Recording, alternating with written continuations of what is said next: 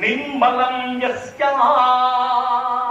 మనస్సు నైర్మల్యత్వం ఎక్కడ ఉంటుందో తస్మై శ్రీ గురవే నమః, అటువంటి గురువుకు నమస్కారం అని చెప్పంటున్నాడు.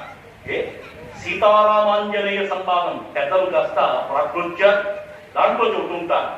గురు పాదం భోజముల్ గొలువ కల్గునే ప్రవిమల వైరాగ్య భగ్య మహిమా. ఎందుకు కాడు పట్టుకోవాలండి? వాడి కాడు ఎందుకు పట్టుకోవాలి? యోగ శాస్త్రంలో ఒక మాట చెప్తారు. ఎవరైతే గురుచరణములు ఎవరైతే మొక్కుతాడో దానికి ఏంటంటే యోగ విద్యలో 32,000 నాడులు కాళ్ళలో కలుస్తాయి. పాదములకు నమస్కారం చేస్తే శరీరానికి మొత్తం నమస్కారం చేసినట్టు అవుతుంది అని చెప్పి అంటాడు. దానికే రామకృష్ణ పరమహంస చిన్న కథ చెప్తాడు. ఏమిటంటే ఒక జాలరి